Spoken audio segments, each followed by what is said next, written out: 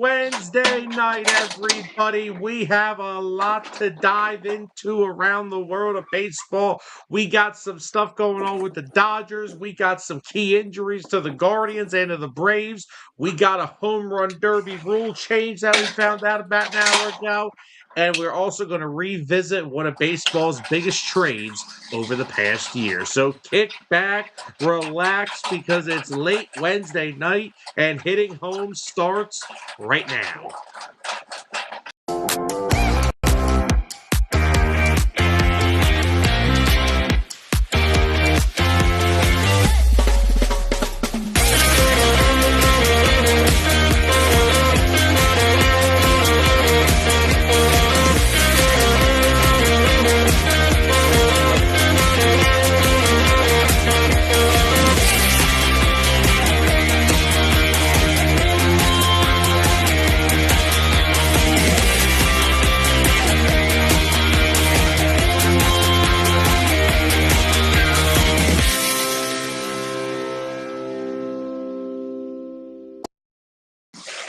Hello, everybody, and welcome back into the latest edition of Hitting Home, only here on 609 Sports Talk Radio, coming to you guys live tonight. This is the show where you guys can come for all your baseball talk that you guys crave. And as always, we are your hosts, Sam Nelson, Dustin Reese. Dustin, happy late night. How are we doing tonight? Just another night at the workplace. Other than that, surviving every day. Well, at least someone is. So look, we got a lot to talk about tonight. Like we said, home run derby rule change. That just came out about an hour ago. We'll get to that later on in the show. We'll talk some Braves tonight. We'll talk some Guardians once again. We'll get into a report that Dustin shared with me about the Dodgers earlier in the week. We'll talk about that. But to kick off the show tonight, big topic. So as everyone knows, June 15th, which was Monday, marked the 1-year anniversary of the Rafael Devers trade. So, since we were going to be having a show the week of that, I thought it would be fun to revisit the trade. Now, as we know, Devers and the Red Sox last year had that big old blow up. He didn't want to be there no more. He didn't want to play first base for them. Yada, yada, yada, all that good stuff. So here is the initial trade that sent Rafael Devers to the Bay Area. So the Giants get Devers. The Red Sox acquired, at the time, starting pitcher Kyle Harrison, relief pitcher / starting pitcher Jordan Hicks, outfielder James Tibbs III, and right-handed pitcher Jose Bayo. I hope that's how you pronounce his name, like Brian Bayo. Let's fast forward a year now to this year. James Tibbs III was traded to the Dodgers for Dustin May at the 2025 trade deadline. Jordan Hicks was shipped to the White Sox during the offseason. And Kyle Harrison, who, by the way, has now formed one of the best 1-2 punches in baseball with Jacob Mizorowski, was traded to the Brewers as a part of the Caleb Durbin deal, which leaves only Jose Bayo as the only player left in the Red Sox system, and he is in low A ball. So, we ran a poll question yesterday. Now that it is a year later, who won the Rafael Devers trade? The Red Sox, the Giants, or neither? Now, before we answer the question, here is some numbers for you guys about all the parties that are no longer in Boston. Rafael Devers in San Francisco has slashed a .235 batting average to go along with a .323 on-base percentage and a .440 slugging percentage, with 29 home runs and 84 RBIs in 159 total games with San Francisco between last year and this year. Giants also have one of the worst records in baseball, too, I might add. Kyle Harrison, 7-1 with a 2.72 ERA over in Milwaukee. James Tibbs is slashing a .313 with a .424 on base and a .621 slugging with 18 home runs and 55 RBIs with AAA OKC. And Jordan Hicks has an ERA over 5 with the Chicago White Sox. So, and he's injured right before now. I ask, the poll question was not. That just adds insult to the injury. This poll question was not close. 86% of the votes said neither team won this trade, with 8% saying that the Red Sox won this trade, and then the rest of the percentage, which would be 6%, goes to the Giants.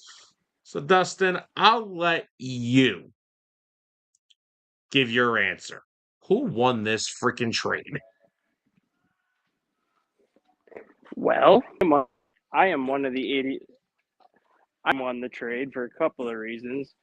The main reason is not only is Rafael Devers not producing at the level the Giants thought he would produce, but the Giants have the second worst record in the National League,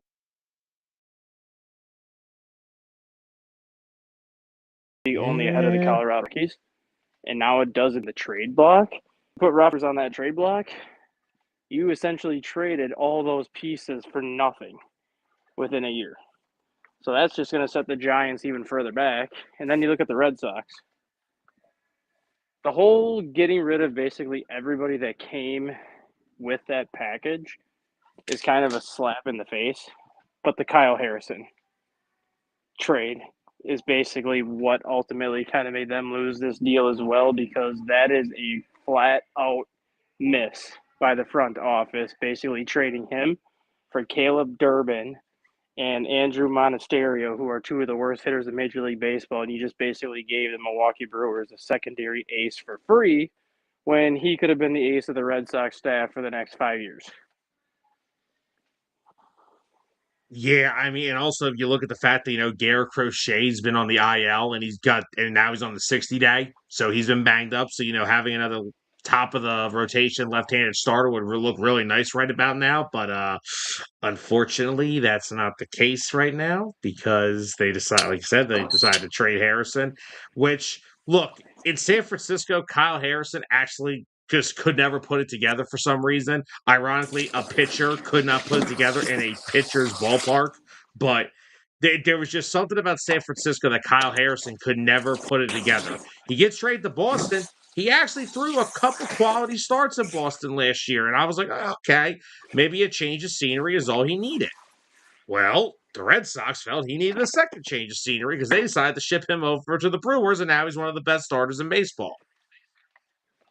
So I mean, in hindsight of this, the real answer to this actually is not an option. You could say the Milwaukee Brewers are the winner of the Rafael Devers trade because if they don't trade Devers to the Giants, they don't get Harrison, and Harrison doesn't get shipped off to the Brewers. So in hindsight, You could you also could say add the Brewers you won could the trade, also add the but that's Cardinals. not the You could question. also add the Cardinals. You could also add the Cardinals in there too, because the Cardinals traded for Dustin May.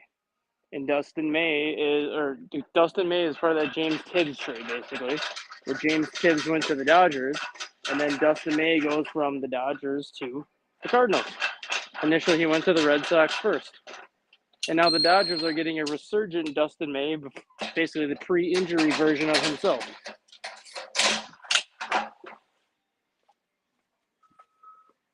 Yeah, again, this is one of those wacky trades that just it should have went so much better than it has, but unfortunately for teams, a team like the Giants who have been. And look, we all understood why the Giants made the trade. They have been star hunting for years. They gave Willie Adames a lot of money. I would not put Willie Adames in the tier of a star player. I think he's a very good player, but I'm not signing him to transform my franchise. Same thing with Chapman, guys like that. They're good players, but they have been star hunting in San Francisco, it feels like forever. But the fact that Devers probably should be the guy that is supposed to be that star player. I mean, he was that in Boston. And look, the problem also with this trade was San Francisco and left handed hitters don't match well. No, As crazy as that not sounds. surprisingly with how short that right field is. They are one of the fewest. They had some of, I think, their second or third fewest home runs by left-handed hitters in Major League Baseball. And like I said, that is shocking when you consider that it's, 309 down the right field line. So it's not like you have to hit the ball that far to get it out. Yeah. But yeah, for some reason, San Francisco does not play well for left-handed hitters. And, I thought when Devers got shipped over there, I saw and I was like, all right, you know what? Maybe the Giants are gonna have something going here. Maybe they'll make some noise in the National League now. And it's been a whole bunch of nothing since Rafael Devers got sent over there. So I am also one of the 86% that voted that no, this trade is. I said I also voted neither because again, there is Devers has not done anything to improve the Giants lineup as a whole, and B, the Red Sox basically got rid of every piece that was involved in the trade. Tibbs is now in Los Angeles. Bayo's in A ball still, low A ball. Hicks stunk anyway, but now he's in Chicago.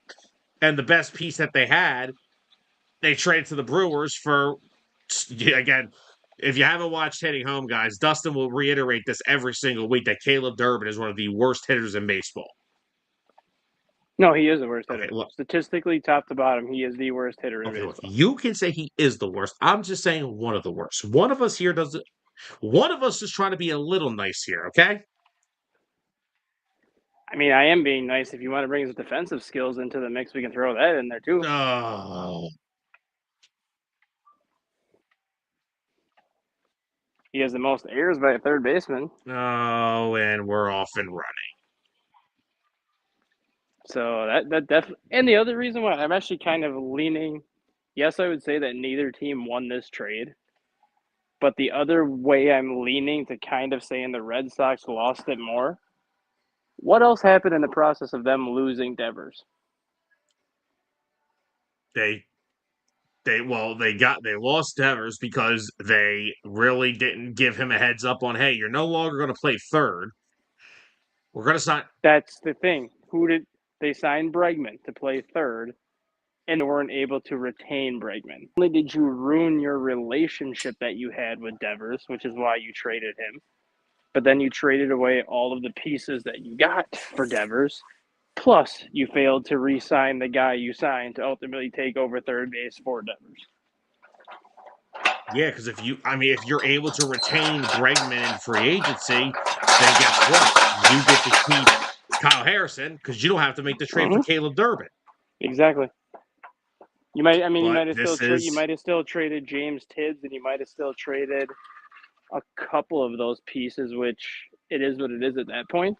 But by losing Bregman, you put yourself in a position where you did not have a third baseman, and you need to make a move to get a third baseman. And just because Caleb Durbin had a good rookie season, you put all your eggs in a basket that's how he was going to perform going forward.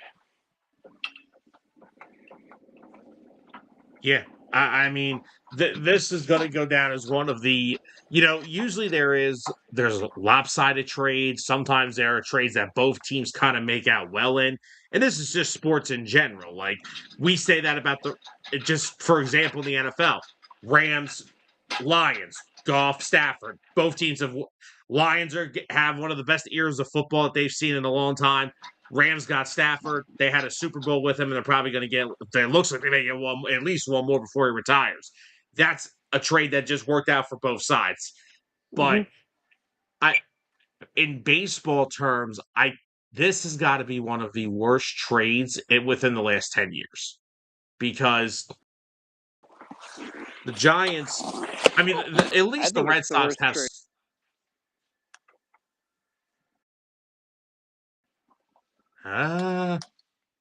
Is like the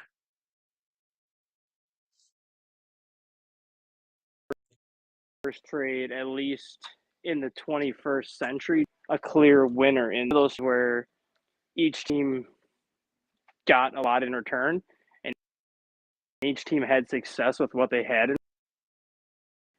Neither team won. So it's basically a bad trade. Neither team got what they expected to get out of the deal. And now both of these franchises are in turmoil to the point where they're going to be in full-blown rebuild mode after this season and probably will not be sniffing postseason success for another 4 to 5 years. Yeah, because I mean, even the Red Sox this year, they're young players that were big reasons why they got to the postseason last year. They haven't played well at all. No. I mean, their best hitter this year has been Wilson Contreras. Yep. And talk about a resurgical season for a former Chicago Cub. And in San Francisco's terms, I mean, they're sitting at 31-43, fourth in the NL West. I mean, they won tonight, whoop-de-doo. But again, that's the other funny thing. Not only did they make the trade for Devers, now Devers is already back on the trade block. So it's like this guy literally is possibly on the verge of getting traded twice within 2 years. I don't know if someone's going to take on that contract, but I'll give a slight vote of confidence to Craig Breslow and the Red Sox just because I will give them some credit. They found a team that was dumb enough and desperate enough to take on Rafael Devers' contract.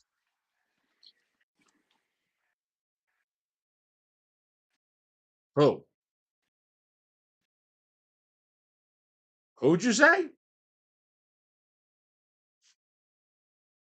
Because I couldn't tell you, I couldn't give you 5 teams that I would think would even consider a possibility of. Detroit? Detroit would because they tried to get Brett off season. They actually thought they had him before he went to the Cubs. Oh my God, Devers and Torkelson in the same lineup. My God. That's just a competition. Who can hit a high fastball up?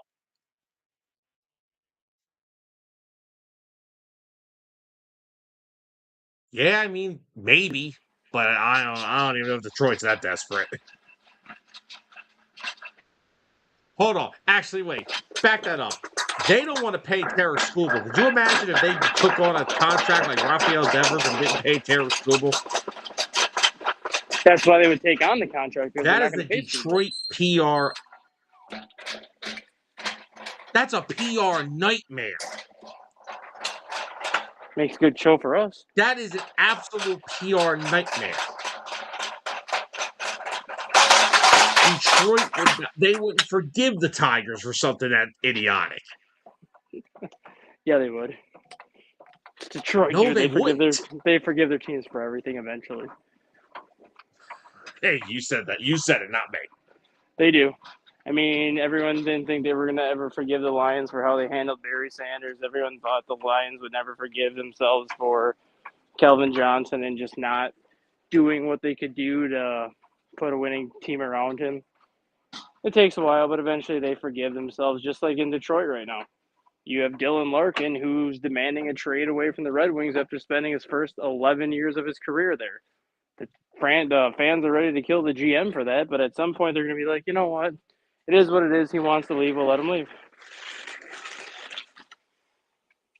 Yeah. Maybe. I just don't know how. I mean, the problem with Devers also now is I don't even know if he's fit to play third anymore. He doesn't even look good playing the field at all. He doesn't look good as a DH either. He doesn't. No, he doesn't look good to play the field at all. I mean, he's starting to look like we're starting to get. I'm trying to think of a good example here. Prince Fielder without the weight. He keeps. He ain't slim. I'll tell you that much. But Prince Fielder, once he got his big contract with the Tigers, remember he was only there maybe 2.5 seasons, and then he had neck injuries to the point where he couldn't play in the field anymore. So they made him a DH, and then he only lasted another year later because he couldn't even swing a bat anymore. Yeah, and that was before. That was after they shipped him off to Texas for Ian Kinsler. Yep. Tigers do it. They're like, yeah, let's get off this contract. Let's go get a second baseman who we know can hit, and we'll call it a day there, everybody, because we're not getting stuck with this. Nope. But yeah, no. And look, to everyone watching at home in the chat, give us your thoughts. Who do you think won or lost the Devers trade? Red Sox, Giants, neither. Because like we said, 86% of the poll question we ran on Facebook said neither team won this trade because Devers stinks, and the Red Sox literally got rid of every piece they got back for him. So yeah, this is easily going to go down as one of the worst trades since at least the year 2000. Here's a quick thought on that, though, Sam. If the Devers and they got, we'll just 3 back for him, that kind of change your mind on who won the trade?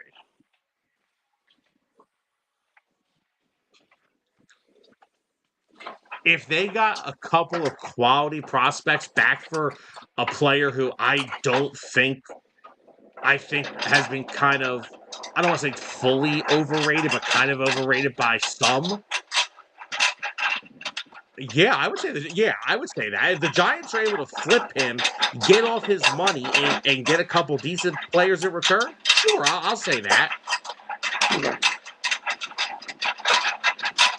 Because that's the thing. The Red Sox side, this is complete. Devers is off their team. He's gone. They've gotten rid of everybody that they got back. Bayo's a high A-ball pitcher. Yep. Who knows if he'll ever make the big league? So, what's up, Dalton? Oh, Dalton, trust me. I sat here for like 2 years listening because Dombrowski's been here for so long that the Phillies were going to get Devers, and I'm like, I don't know about that. I'm not a Devers guy. He's not a bad player. Let's not get it twisted here. I'm not saying he's the worst player in the world here. Franchise altering? No. I mean, the Red Sox traded him. They still made the postseason without him last year. I know this year's a little different, but I don't think Devers would have really helped the Red Sox that much currently. I don't, because I mean, this year for the Red Sox has been mostly because pitching hasn't held up. Crochet's been hurt. Bayo's been terrible. And the young hitters that had really good years last year that got them there have not produced. And Breslow didn't do it. And Breslow didn't do enough to replace Bregman. That's the other biggest one. If Alex Bregman is still in that lineup and they add a Wilson Contreras, then we're talking about a middle of a lineup who could do possibly some damage. I'm not saying they're going to come out there and be the 27 Yankees, but they could do possibly some damage. But without Bregman, it's just the lineup isn't the same because people need to understand Bregman did miss about a month last year with a quad injury. Before and after that injury, 42 games. 42 games. He was raking at the plate before that injury. Then he came back and he was still driving in runs. So yeah, the Red Sox side of it's kind of complete. But for the Giants, yeah, if they're able to offload him to a team that'll take on that money and get something in return, I mean, I don't know what he would really be worth. I mean, he wasn't worth that much when he got traded to the friggin' Giants. I mean, I don't know what Rafael Devers would even net you because he's not the only Giants player, right? Isn't there a couple of them on the block? Willie Adames is on the block just because of the contract. Oh, geez. And I believe Robbie Ray is also on the block. Just you can get something for Robbie Ray. He's in the final year of his contract. I think they said everybody. I think Logan Webb is the one that they said is. Not according to this morning. They said they are. Well, no, that's what I was saying. I think they said they're taking calls, but he is probably the least likely to be traded. Because that right there, that's King's ransom talk. Yeah. We're a 3 years, $70 million. Yeah, but I mean, you're getting a frontline starter to put right at the top of any rotation, and you can never not have enough pitching. Exactly. Unless you're the Cubs, and I mean, if he went to the Cubs, he'd probably get hurt. He'd probably stub his toe and be out for 3 months.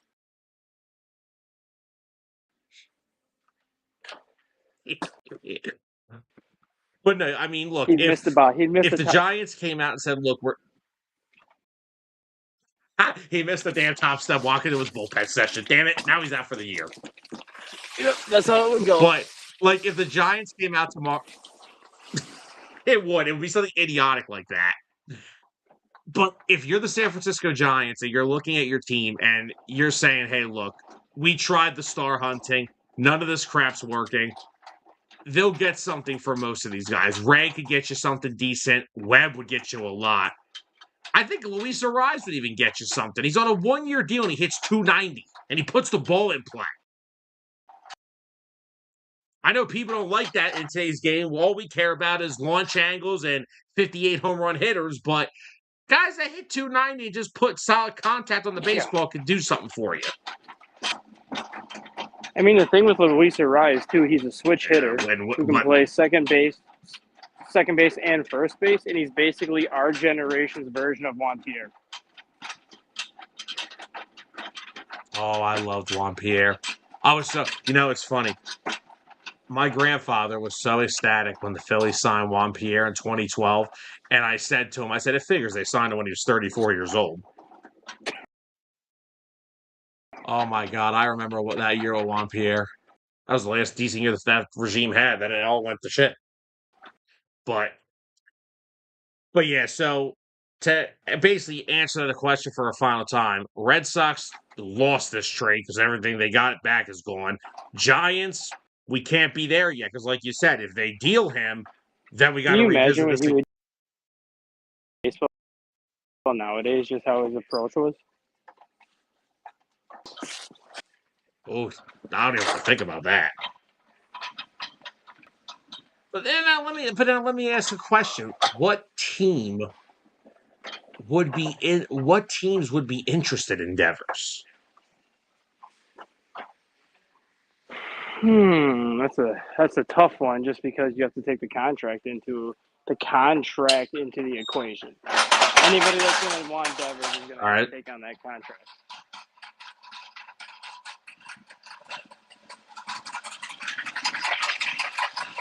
Take out teams like Philly, Mets. The Dodgers already have a crappy left-handed hitter on a big contract. His name's Kyle Tucker.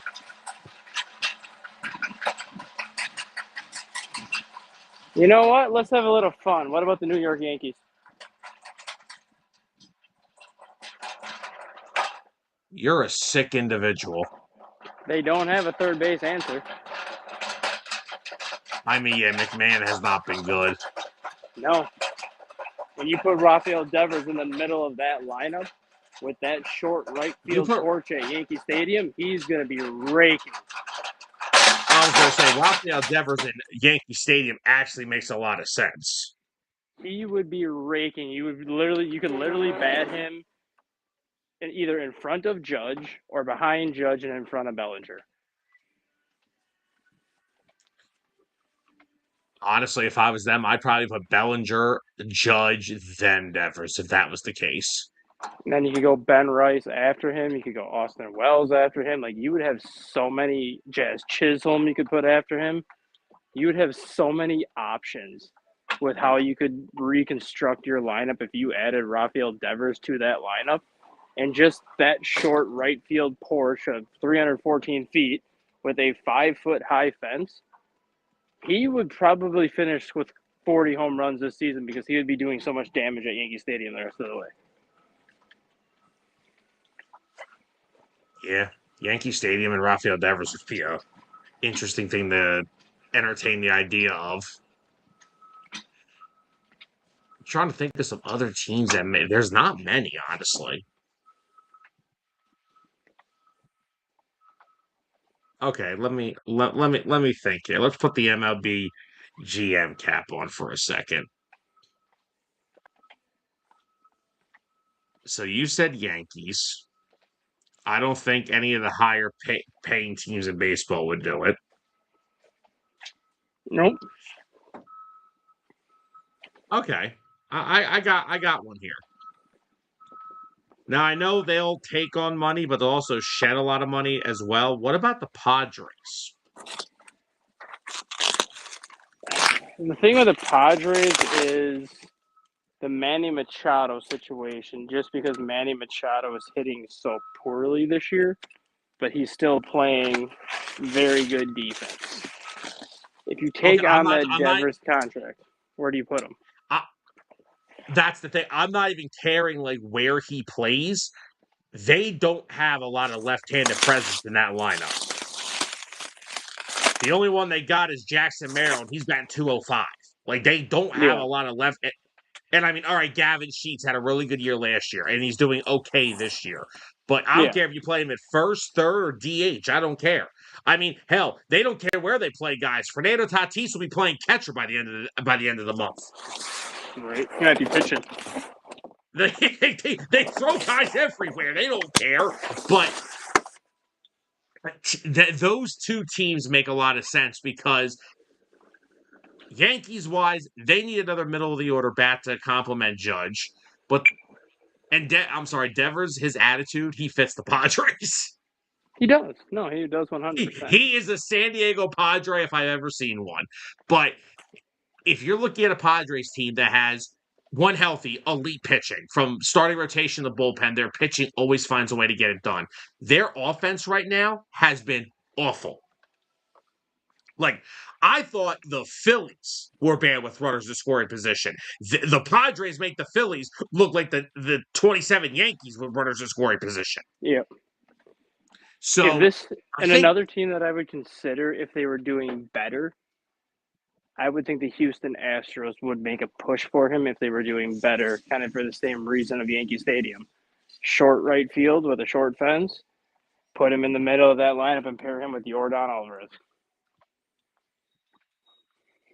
and, I'm going to go in the same boat. If I had to pick a team that was doing better, I would also consider maybe the Orioles because if they were doing better, because they clearly showed they want to go all in. I mean, they added Pete Alonso, they brought in Taylor Ward, but they're again another team very righty heavy with some of their better hitters, and Camden Yards is pretty damn beneficial to hitters. So,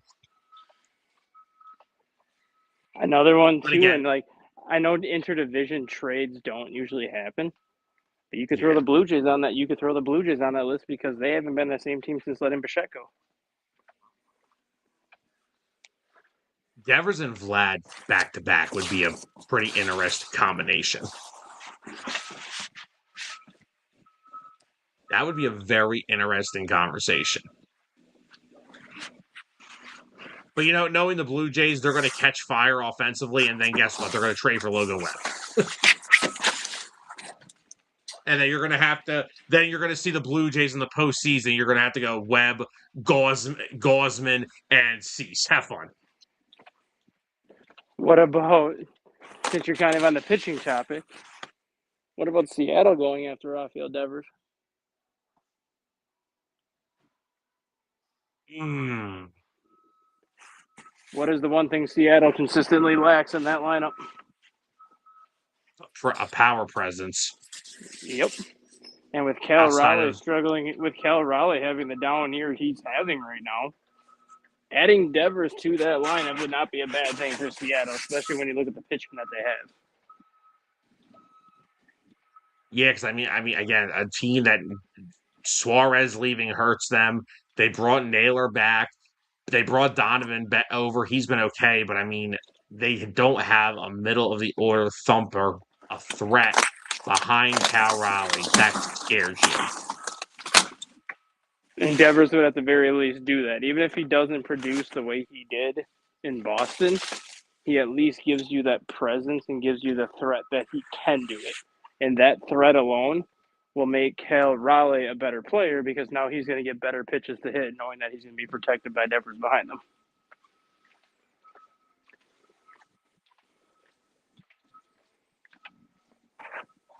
Yeah, I don't hate the idea. I think that could work. I like the idea of Seattle. I don't think the Yankees. See, here's the thing. I'm sick of tying players to the Yankees because every time the Yankees are not the Yankees anymore. They don't go out and spend big on every fish they want like they used to. Not saying they. I mean, we don't know they want Devers, but there's something different about the Yankees now. They operate a little different. So right now, yeah, Seattle to me makes a lot of sense, and I still think San Diego makes the most sense. Yeah, San Diego just Uh, taking on that Devers contract would be hilarious, though. A team that kept saying all offseason that they want to shed money, they want to shed money, they want to shed money. But we'll send another guy worth over $300 million just because we want to.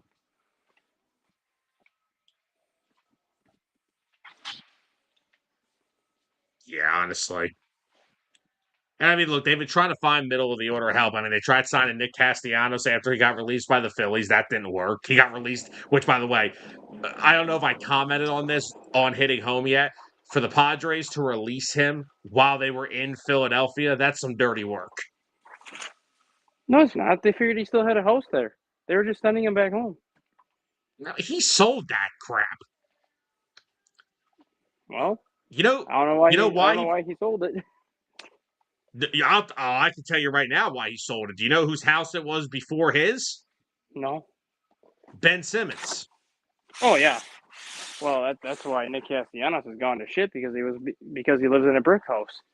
Oh, we 97.5 The Fanatic started a petition. Do not sell this house to any more athletes. If When you if throw, any that house is the cursed athlete house, is what we call it. hey, I mean, when you throw up as many bricks as Ben Simmons did, at least he knows how to build a house. Don't get me started because I was still one of the firm believers in Ben Simmons until all that crap happened. And you know what drives me nuts? And I know we're talking baseball on the show, but It's my I used fault. to I watch did it. No, because it's no, you're good. Because when Ben Simmons would actually take a fadeaway jump shot in the game, the form looked good, the confidence looked good. I'm like, why couldn't you just do this 5 times a game? I don't even care if you missed. Oh, it set the Sixers back so much after that crap happened.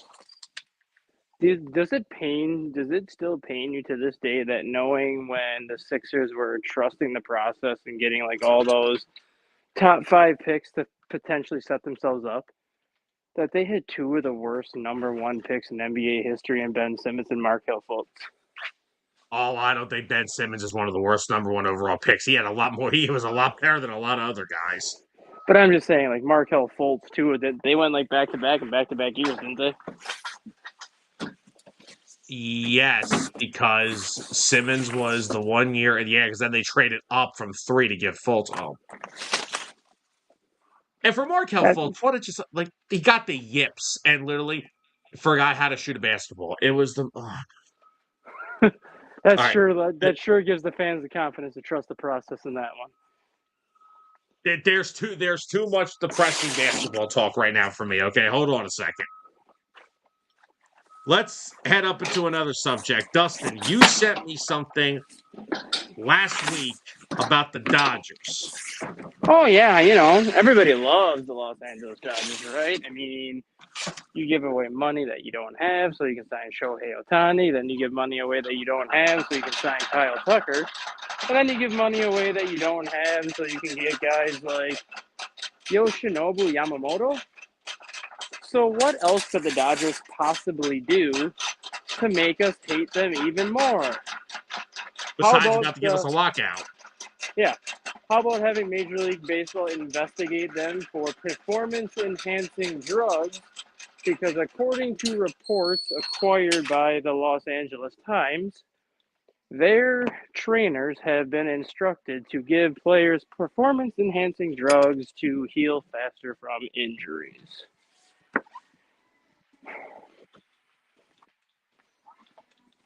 Aren't they such a great organization? They are a model franchise. Well, I mean, if that's the case, does it really work? Their starting rotations usually out till like September. And what makes me kind of question this, like at first I didn't believe the report just because I'm like, oh, this is probably somebody just kind of stirring the pot just to kind of create drama. But the more I kind of thought about it, the more validity that I thought this report has, because if you go back to last season, Blake Snell, Glasnow, Otani, Sasaki were all out with injuries at some point during the season. But yet, they all came back at the exact same time last year. They came back with 5 weeks left in the season to basically get healthy for a playoff push. Now, I'm no expert on the medical field and I'm no doctor, but you cannot tell me that every single one of those guys miraculously got better at the exact same time. Yeah, that doesn't make it look very good. I mean, look, you could say some of them are those phantom IL stints where it's like, he's on the IL with a shoulder strain or something. It's like, okay, it's called like the Phil. I'll be completely honest. The Phillies did it with Zach Wheeler 3 straight years. Yeah, but these are all like 6+ week injuries though. Like Oh Glasnow yeah, missed 8 weeks, Blake Snell missed over 2 months, so Yamamoto, Sasaki missed time. But yet, how did they all come back at the exact same time? You can't tell me that these guys all heal at the same pace. unless this is the Dodgers pulling the MLB version of load management. No, it doesn't look good. No, that's kind of why the more I think about this report, the more I kind of want to know what's going to happen, because that makes sense if all those guys came back at the same time, because you have not torn rotator cuffs, but you have shoulder inflammation, you have elbow fatigue, you have different types of shoulder injuries, but yet they all come back at the same time. Steroids works wonders for injuries, so if these guys were giving these players steroids at the same time, chances are they're all going to get healed and ready to go at the same time. This will be this will be very interesting to see if what happens between now and then, whatever gets uncovered. Because, like we said, the Dodgers are such a model franchise already. Everybody wants to be like the Dodgers. Everybody wants the Dodgers to be the example franchise of the Major League Baseball world. I want the Dodgers to go away. I mean, if they get busted for this, they might be going away for a while. I just don't. I just don't want the Dodgers to three-peat. That's all I want. I just don't Well, want a that's what I three-peat. said. If they get busted for this, they might be going away for a while. Yeah, because again, I just don't. I mean, if you're doing something like this, then yeah, that's not. Good luck trying to cover that up because I've seen it plenty of times, but you're right. With all those pitchers, and they all come back literally like it felt like last year, like Snell, Glass now, everybody got healthy right when October hit. Don't you remember that series? It was the 4-game set against, I want to say it was against the Milwaukee Brewers after the Milwaukee Brewers swept the Dodgers in Los Angeles last year at the end of July. The next series was a 4-game set with the San Diego Padres where game 1 starter was Yamamoto. Blake Snell came back in game 2 after missing 6 weeks. Glasnow came back in game 3 after missing 8 weeks. And then Sasaki came back in the series finale after missing 5 weeks. Like I said, there's only one of two things here. Either the Dodgers are pulling off the way of Major League Baseball's version of load management, which, by the way, if I wake up some point in 2028 and I have a salary cap and load management, I'm going to start watching basketball and never watching baseball. Because I hate when the NBA players do it and it drives me nuts. So that's one of two things. Either the Dodgers are, excuse me, they are pulling off the Major League Baseball version of load management, or, like we say, Dustin, when there's smoke, there's a fire. Mm-hmm. And if you're doing load management, you don't load management for 6 weeks. Yeah, that is true. I mean, I know for a fact that they load manage.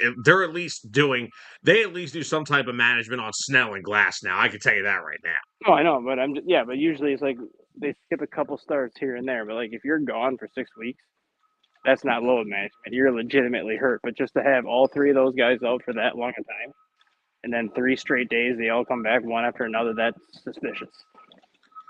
Yeah, because I mean, even like I said with the Phillies, like every year in like August, Zach Wheeler would have a start where the velocity would be down to like 94 consistently, and they're like, okay, dead arm. Let's give him the phantom IL sting, skip a start or two, and we'll come back and we'll talk.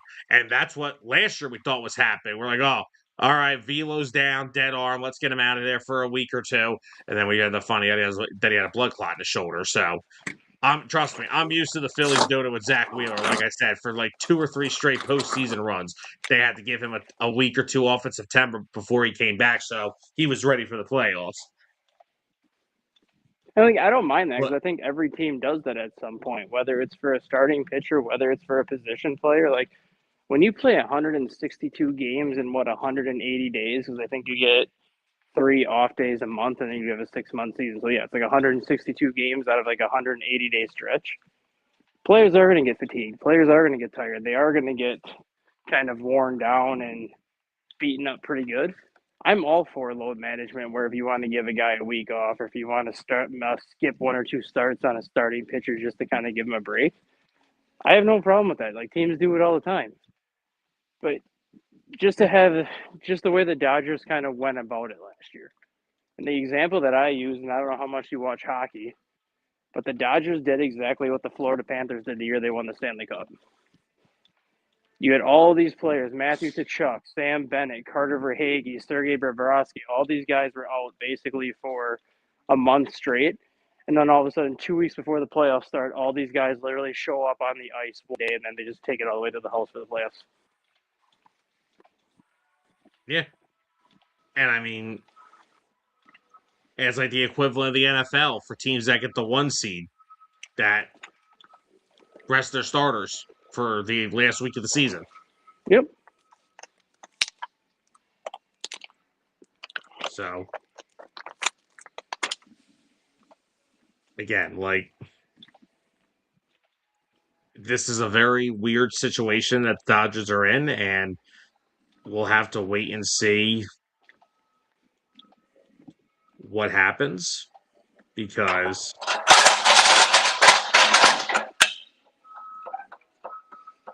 again, the Dodgers are already not everyone's favorite team in the world, so this will just add insult to injury to basically everything else. Right, and then if they end up trading for Tarek Skubal, and all of a sudden the day after they make that trade, he shows up and makes a start, that's going to make it so much better. Why would you even speak that?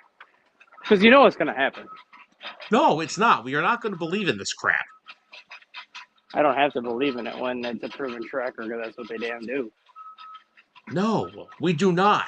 You do not need to keep bringing this into existence for us, okay? Speaking of adding insult to injury, Dustin, is it me or does it feel like Major League Baseball has got a record set for injuries in the first half of the season? No comment. Because yeah, I didn't comment. I didn't mean to touch. I didn't mean to hit a wound there. I'm sorry. You do realize we that got you do realize that I just put 2 more pitchers on the IL this morning, right? Ooh. Daniel Palencia went on the IL with right elbow inflammation, so that's always good. And then after coming back from the IL and making 2 starts, Edward Cabrera is going back on the IL again, so that's great.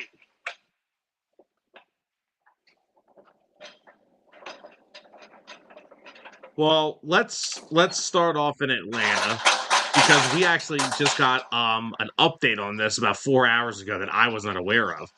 So Spencer Strider was starting to experience some elbow inflammation, was placed on the 15-day IL on June the 13th, and the report was that he would be shut down for probably a minimum of a month.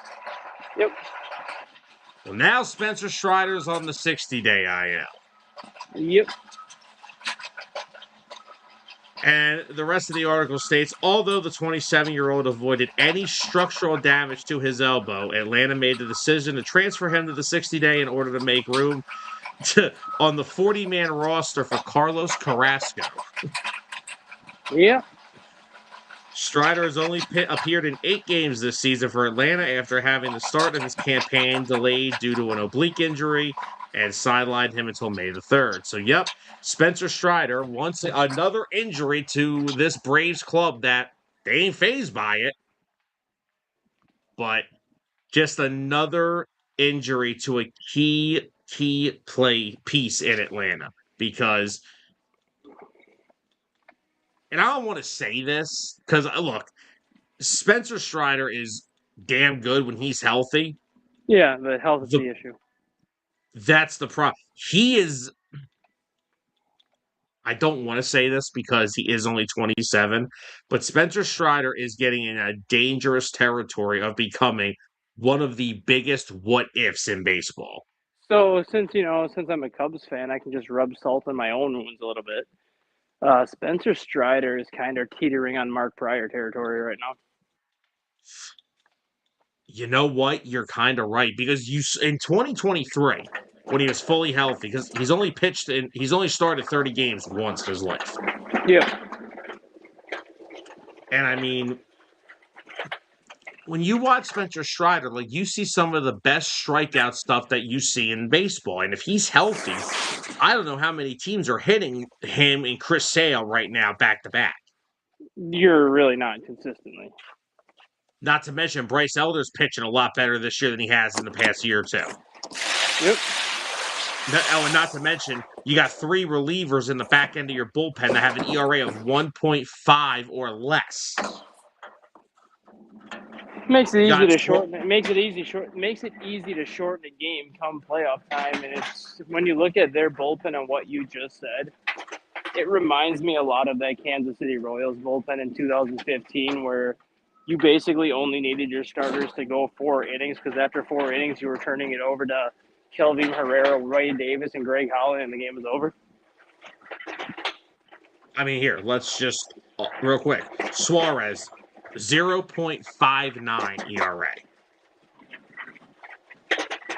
Rafael Iglesias, 1.16 ERA. Okay, so I was a point off on Iglesias. That's not it, though.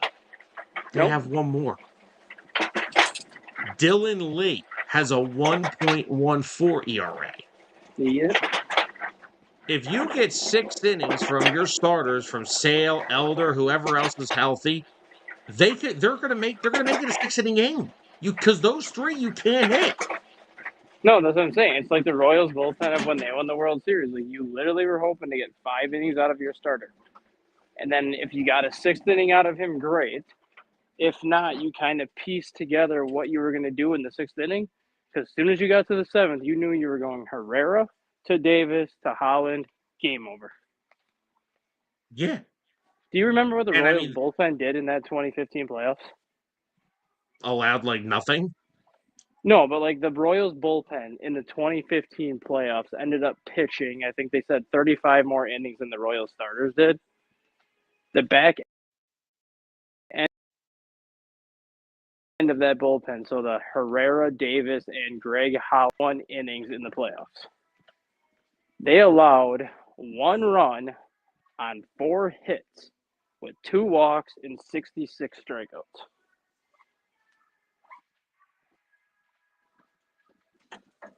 It's probably one of the best bullpen performances in a postseason ever. Like that's what everyone was saying. Once that World Series started against the Mets, and you had the rotation of Jacob deGrom, Matt Harvey, Noah Syndergaard, Steven Matz, versus the Royals rotation, the Royals bullpen, they kept saying, as good as that Mets rotation is, if the Royals are tied or have the lead in the 5th inning or later, the game is over. And guess what? Yeah. The Mets did not score a single.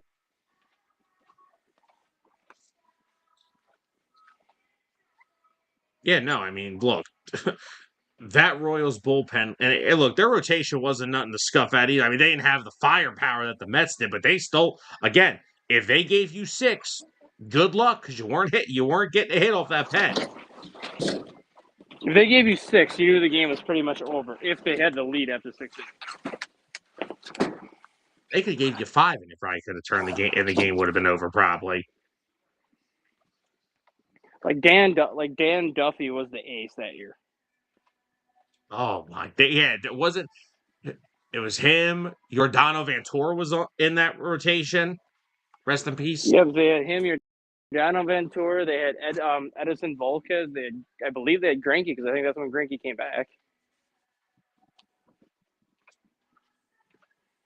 I'm gonna go fact check that rotation real quick. Give me 1 second. I'm No, you're good because, like I said, it was like Edison. It was Edison Volquez who was like 32. You had Dan Duffy who was like in the first year of his massive extension that he signed because he won like 17 games in 2014. And then you had, I believe, like I said, you had Giordano Ventura was like their young and upcoming ace that everyone was hoping would turn into an ace, and that never happened. all right. Here we go. Okay, so they had. All right, so here's what we have here. So they had Edison Volquez, Giordano Ventura, Jeremy Yep, Guthrie, he was their 5. Danny Duffy, Chris Young. He was their Chris 1. Young appeared in 34 games and started 18. They made a trade deadline acquisition for another starter, which was Johnny Cueto. That's who it was. And Good. then, hold on. You know, we were being very nice. Listen to this crap. Greg Holland, 3.83 ERA that year, 32 saves. Kelvin Herrera's got that 2.71 ERA. Wade Davis had his 0.94 ERA. Not to mention, you had a 2.13 ERA from Ryan Matson. And a three. He was their 6th inning guy. Yeah, and by the way, he used to be a setup man and a closer for a great Phillies run. Yeah, he was their 6th inning guy. And you had a 3.18 ERA from Franklin Morales. Yeah. You should look at their ERAs once the playoffs started, though. Dude, Because I think Ryan Madsen was the only one of that group that had an ERA over a 2. something along those lines. But yeah, the Royals bullpen was ridiculous. Oh, fighting for dude, Ryan Matson was one of the most underrated relief pitchers of his time. Did have a long peak, but Yeah. I mean, the guy was literally part of the thing called the bridge to Lidge. Him, Romero, Brad Lidge. Like, you couldn't hit those three. And that's why the 2008, and that's another team, like the 2008 Phillies. They didn't have the biggest name of relievers either, but they had guys that got guys out. And if they gave you 6 between Hamels and Moyer and Blanton and Brett Myers, they could, with the way Lidge was throwing that year, good luck trying to score runs after that 6th inning. Exactly. But no, yeah, the 2015 Royals are literally the anti-version of what baseball is now. Well, in a way it is. So when you look at the starting rotation, that's definitely the anti-version of what Major League Baseball is because Cueto was probably the hardest thrower in that rotation. And by then he was probably only throwing 93, 94, not the old 96 to 97 that he used to throw. But the way that Royals bullpen was constructed with Herrera, Holland, and Wade Davis, that was basically the blueprint for what bullpens in today's era are constructed as because you had those 3 guys throwing 97 plus with nasty breaking stuff. You look at the bullpens in baseball now, that's literally what everybody does. Yeah.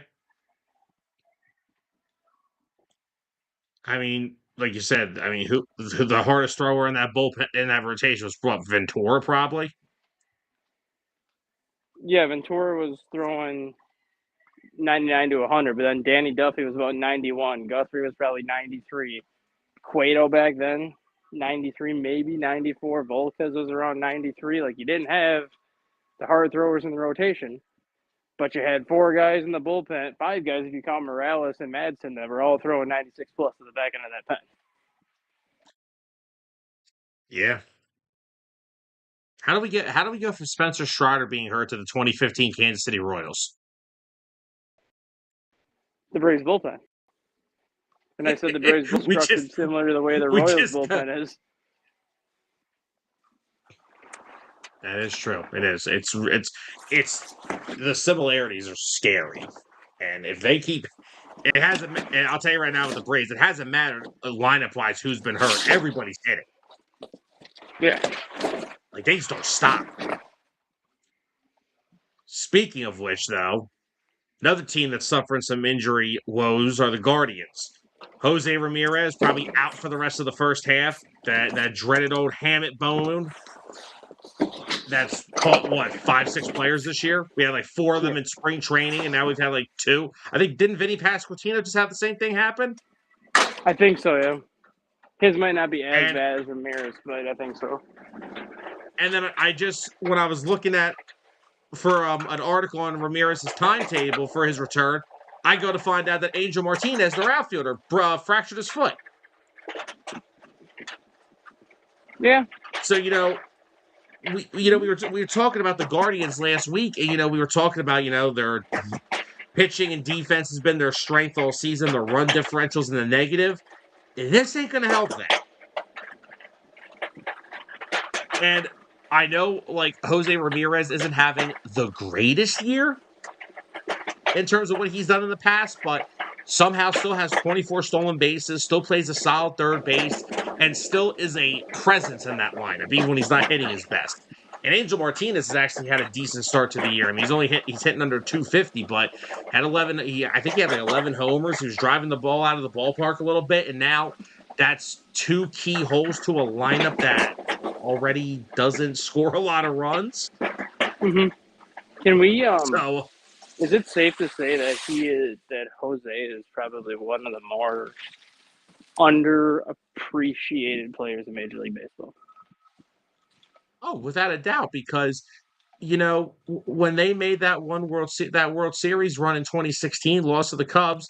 A few years later, let's fast forward. Lindor's gone, Kluber's gone, the core of that group's going away. He re-upped and re-signed. He re-upped and re-signed twice, but I'm not only talking about that. I'm just talking about his consistent production across the board. Consistently, he's going to hit 300 or right around 300. Consistently, he's going to have home runs. Consistently, he's going to steal 20, 25 bases.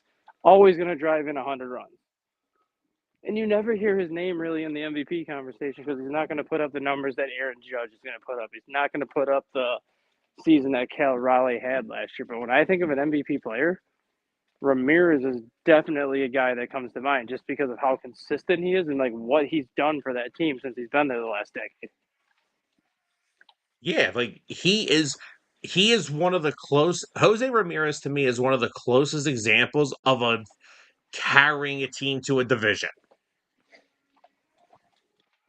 Because in baseball, this is not basketball when there's only 5 guys on the court.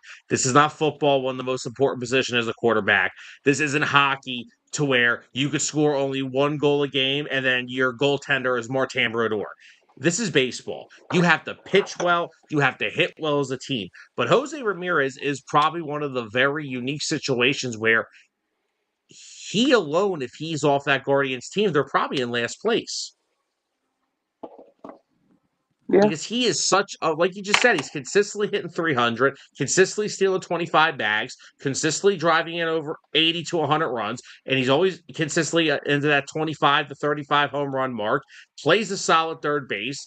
And this is, again, like we said, when all the core guys started to leave, he re-upped twice and has chose to stay and help them along with all the, basically, it feels like they've rebuilt 3 times since he's been there. Right. And they don't even like fully rebuild. They have like 178 win season, then they're back to like the mid 80s and they're winning the division because of how poor it is. Exactly. And don't forget, this is also the same Guardians team that every trade deadline, whether they're in first place or not, are listening to offers on all their best players. They'll probably have trade offers for Cade Smith in July and August. Probably. They were shopping him a couple years ago before Class A got suspended or kicked out of baseball, essentially.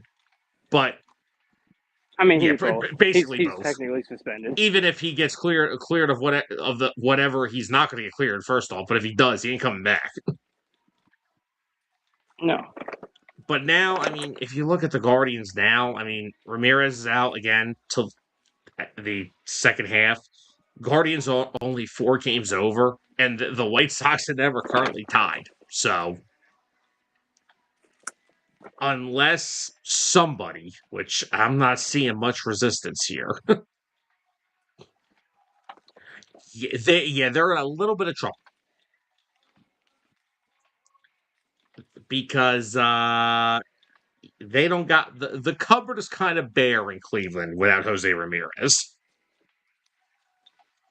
Kind of bare. Because You don't even have doors on your cabinets in Cleveland without him. well, let's be real. Chase DeLauder, who got off to that hot start in April, guess what? He's already on the injured list with a rib injury, so he's already out. Yep. Look, Kyle Manzardo has to step up, I guess. I didn't know Reese Hoskins was on the Guardians. Yeah, he was a late pickup. He was like the last week of spring.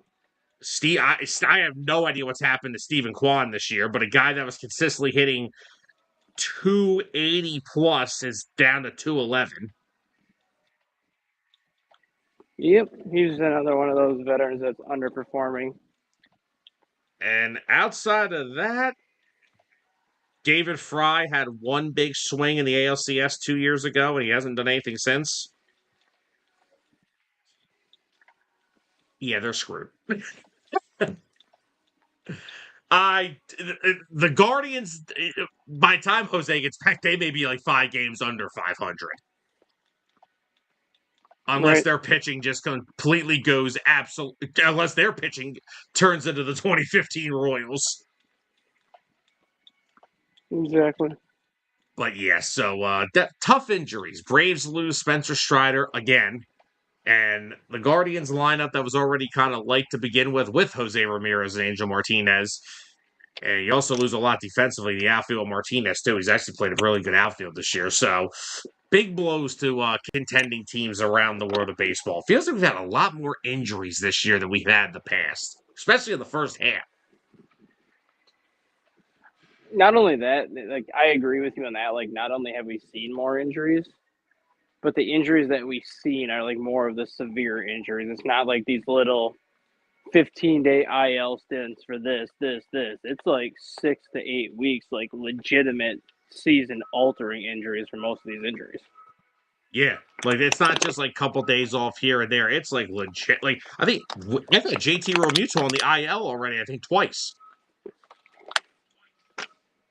Yeah. So it's definitely a very weird first half of baseball. Like just in terms of of injuries, because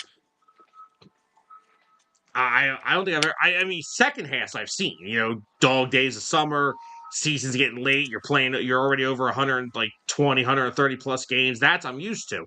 But first half, I'm not. No. So it's going to be very interesting to see how the Guardians respond to this because I don't know how they're going to overcome this one. Because they don't have much to begin with. And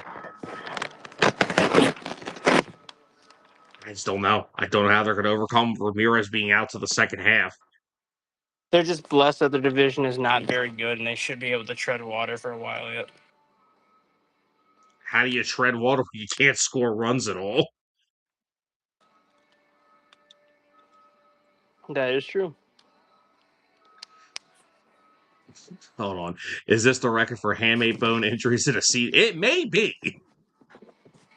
It's close if it isn't. Like, if they haven't gotten that record yet, it's close. Well, wait, let's think. Pasquantino. God, I can never pronounce his name. Just call him Pat. Ramirez. Just call him Pasquatch. Just call him Vinny.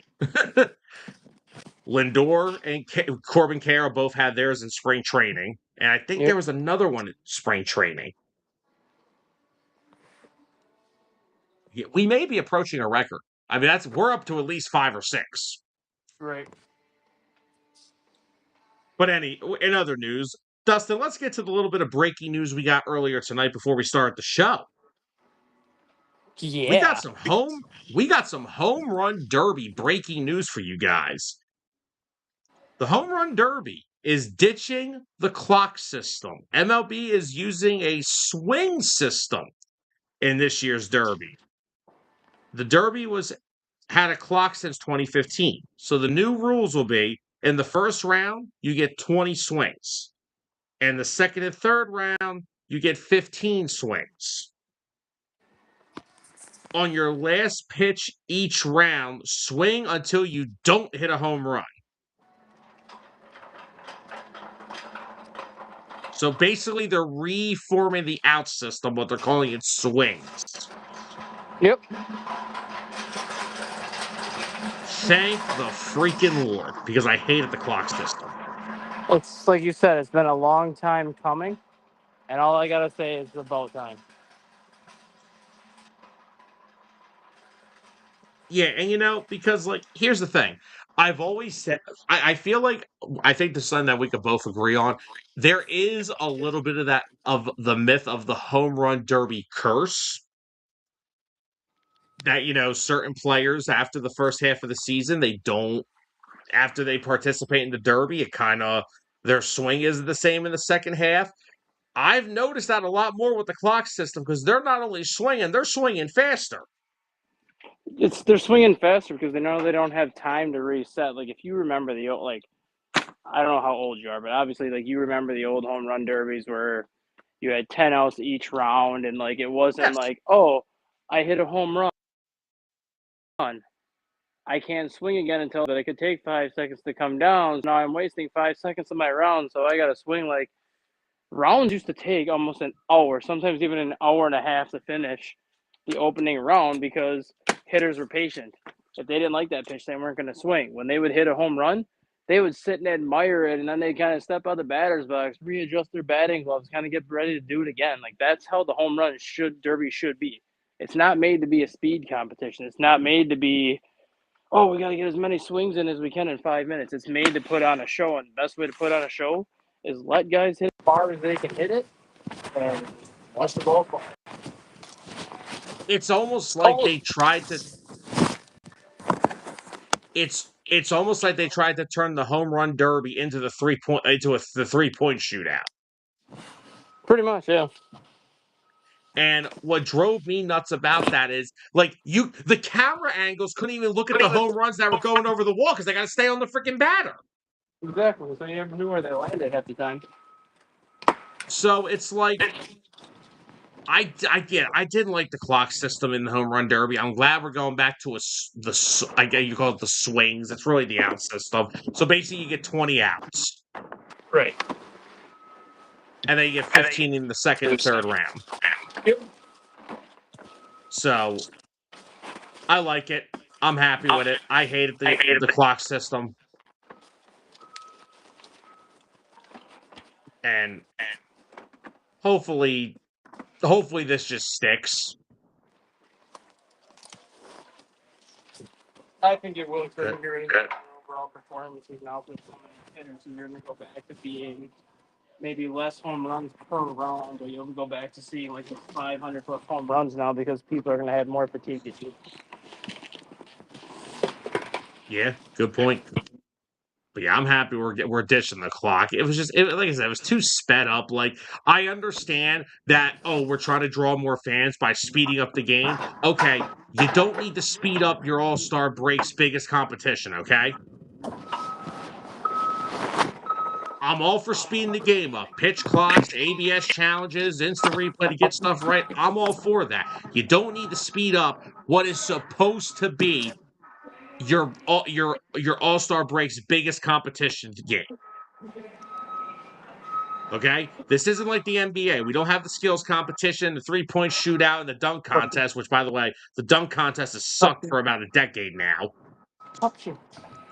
Since now you don't even have to be playing currently in the NBA to participate. And the funny thing is, what baseball doesn't realize, they made all these rule changes, obviously, to speed up the game and to get more fans, this, and that. You do realize that the last two home run derbies were the lowest rated home run derbies in MLB history because the overall product hasn't been great since they've gone to this time. No, because it's not, like you said, it's not a thing that you're supposed to speed up. It's not built for that. It's supposed to be a glorified batting practice. And if you ever Yes, get to a stadium early enough where you can actually watch batting practice, they don't speed up batting practice. They literally will take their happy old time to get as many swings in as possible, but also to put on a show because they know people are watching. exactly. So yeah, I'm happy that the Derby's going back to somewhat of the old format. I'm sure there's some tweaks still in it, but I'm happy that we're no longer going to have to watch the stupid clock stuff. I just couldn't stand it. Dustin, shall we end our night by beating said grid? Yes, we shall, and this grid will not beat us. Oh no, I think we've already kind of got this on lock. All right, guys, let's beat the grid before we call it a night. So, all right. So what we got this week? We've got Marlins, Astros, and a 3 and under ERA season at the top. And down the left side, we got Red Sox, Orioles, and only one team. So, Dustin, where would you like to kick this one off at? I just want to throw Paul Skeens in the only one team and an ERA under 3. I think Take that's the a very, take the layup. yeah, right. All right. I was like, can I get Paul Skeens up here? Yes, there he is. There we go. All right. Orioles and an ERA under 3. I think we're going to throw. We'll throw Ubaldo in there. You'll give Jimenez some love. What? You just screwed us, Sam. How? He literally had an ERA under 3. He literally had. See, this is what annoys me. He literally had an ERA under 3. I'm going See, to fact. I'm going to fact check this. and if you let's get the rest of the grid done and then fact check it, because then if we get the rest of it right, then we can still take credit for it if it doesn't want to give us credit for it. He had a 2.88 ERA in 2010. See, they don't like us. That's all right. We'll get a different guess in. We'll go to overtime and get a different guess. But let's nail the rest of this. You said the first one's Boston, right? Yes, Red Sox would be the final under 3 ERA season. Garrett Crochet. Are you sure? Yeah, I'm good with Garrett Crochet because I think he's done it every year since he's been in Boston. There we go. All right. Now we have only one team, Marlins and Astros.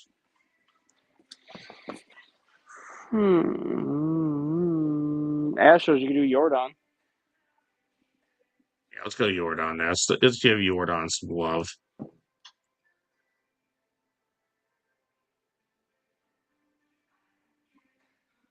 All right. And Marlins. Oh God, who only spent their whole career with the Marlins? Xavier Edwards.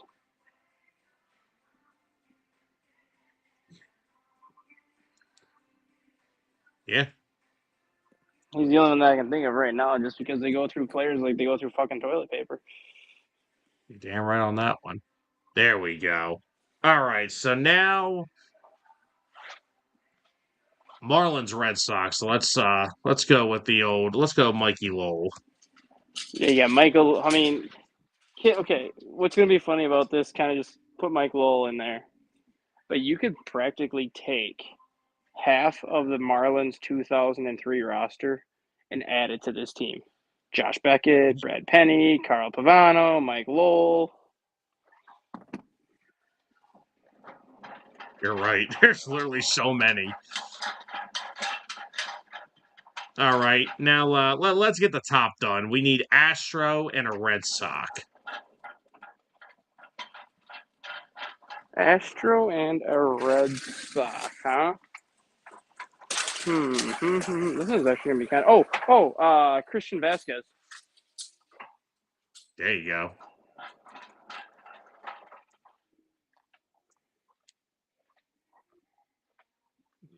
right. There we go. All right. Now we're going to have to get some overtime guesses because this grid decided to inaccurately screw us because I definitely know Ubaldo Jimenez pitched to an ERA under 3 and pitched for the Baltimore Orioles. So, but for now, we have Orioles and Marlins, Orioles and Astros, and then we'll go back to that sub ERA thing. Orioles and Astros can go Charlie Morton. Good pull. Very good pull. Charlie Morton. There we go. All right.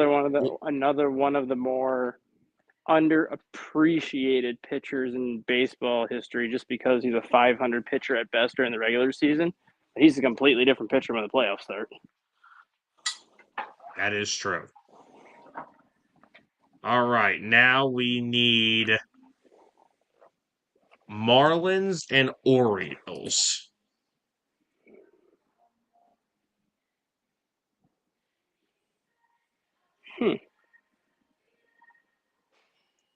This one will be tough. Oh no. No, it won't be. Stowers. Kyle Stowers. Oh yes, I forgot he was at Baltimore. Yep. Who did they trade to get him again? Rogers, the starting pitcher. Oh, that's right, Taylor Rogers. Yep. Or not Taylor, Tyler Rogers, whatever. Trevor Rogers, whatever his name is. There's too many Rogers. Right. All right, Dustin. So unfortunately, we're going to have to settle for 8 for 9, but we're going to keep guessing. We're not. We're not settling for 8 for 9 because we got 9 for 9. This is what it did to us a couple weeks ago too, where it literally said that we didn't get it right, and all of a sudden I'm looking and I'm like, Barry Bonds is the only one that won the Triple Crown this many times. Like you can't add anybody else in these spots because it doesn't exist. But just for S&Gs, let's come up with another guess so we can get this over with. Corbin Burns.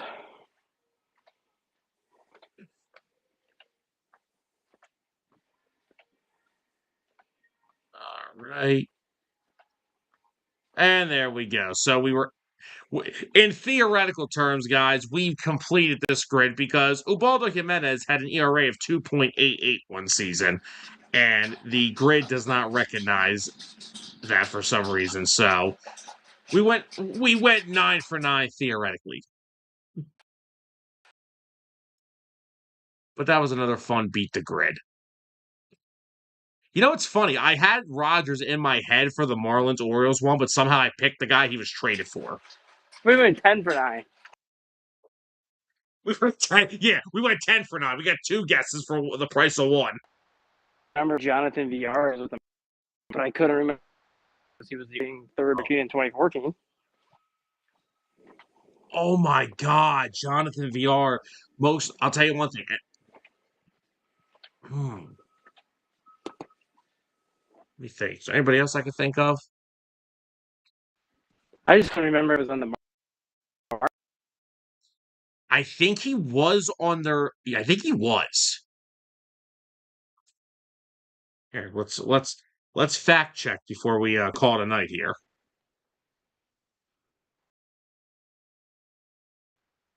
All right.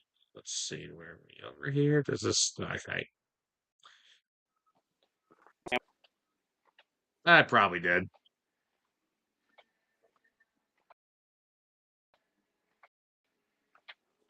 Here we are. Oh, Sammy boy. I'm still here. There you are. Now you're there. You were frozen my end. Yes, Jonathan VR was with the Marlins in 2020. Here we go. That was one we could have pulled. That would have been a very interesting pull. So, but with that being said, Dustin, anything else we have for the people tonight? No, not tonight. I would just like my baseball team to stay healthy for a week, so I don't have to come on here every pre-show and say, "Oh, another person went to the IL or another pitcher went to the IL." I would like to get to a pre-show and be like, "Hey, we've won 5 games in a row because we're healthy." And I would just like my team to actually have a fifth starter that didn't give up 6 balls that have an exit velo of 111. Oh my goodness. But guys, with that being said, that's going to wrap up another episode of Hitting Home. Thank you, everybody, for tuning in tonight. Thank you, everybody who threw their comments in on the show. Thank you, everybody who watched along on this late night baseball talk. We greatly appreciate it. And we'll be back at it next Wednesday, same time, same place. Sure, we'll have some more fun, awesome baseball topics to bring up to you guys next week. But we're going to call it a night, guys. Enjoy the last 18 minutes of your Wednesday. Have a great rest of the week, and we'll see you next time. For Dustin Reese, I'm Sam Nelson. Good night, everybody. The following has been a presentation of 609 Sports Talk Radio.